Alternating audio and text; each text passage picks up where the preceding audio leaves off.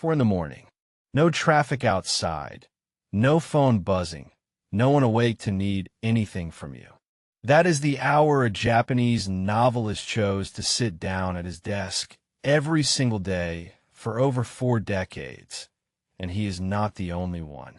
Line up the routines of a Nobel laureate, a Pulitzer winner, and one of the best-selling writers alive, and they all point to the exact same hour.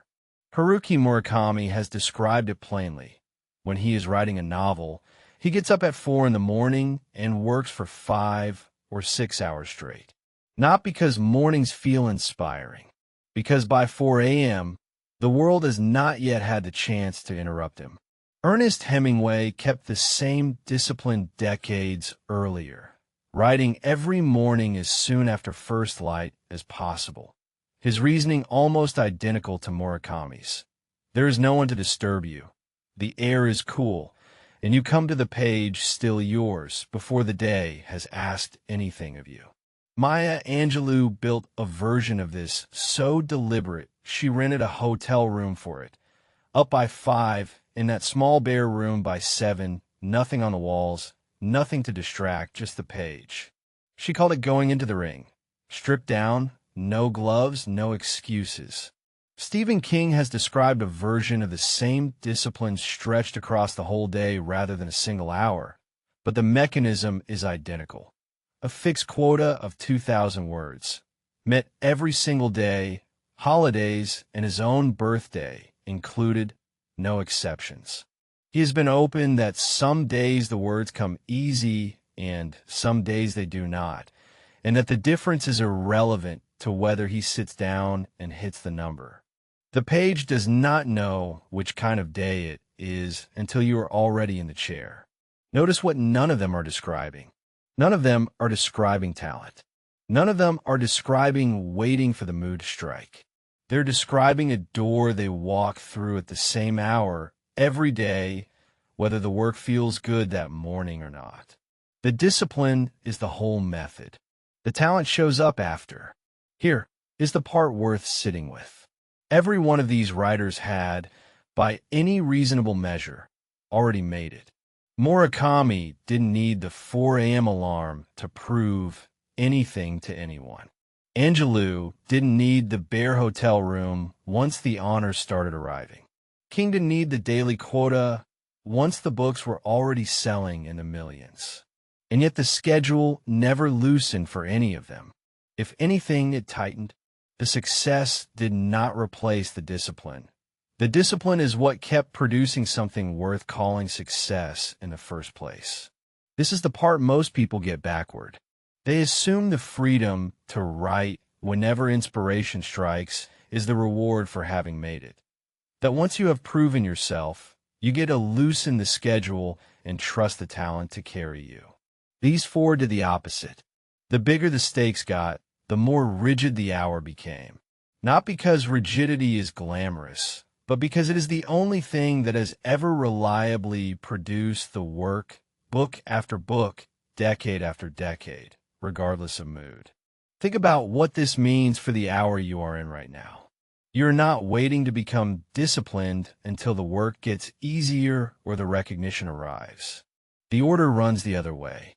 You claim the early hour first, before there is any evidence it will pay off, and the rest is built on top of that unglamorous repetition. 4 in the morning is not romantic. It is just quiet, and quiet is the resource these writers were actually chasing. Not inspiration, not mood, just the plain absence of anyone else's demands. There's a reason this shows up in fiction and memoir instead of only in productivity books.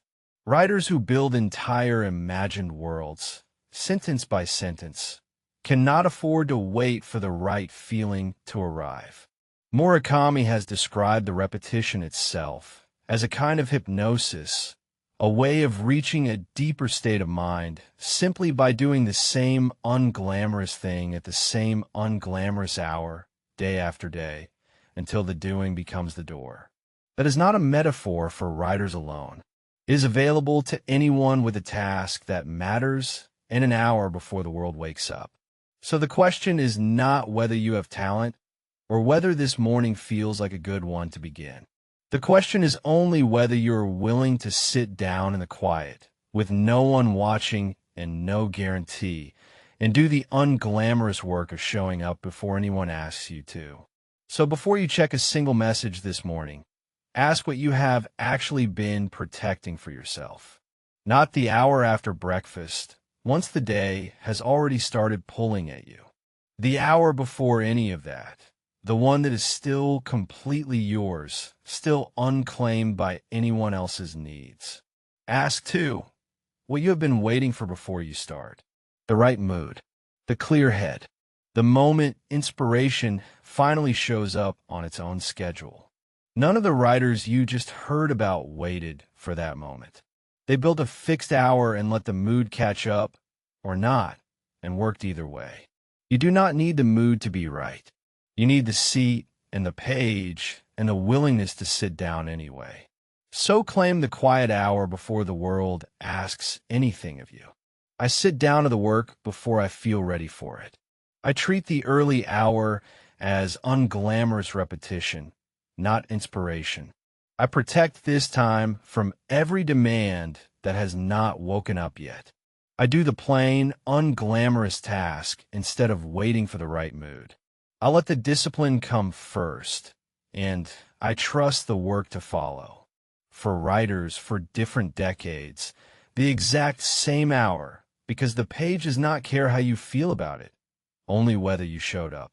If that gave you something to carry into this first hour, stay with this channel, where every morning starts before the world wakes up. And before you go, what is the one unglamorous task you keep putting off until you feel ready? Write it below. I read each one. Begin disciplined. End reflective. Now rise.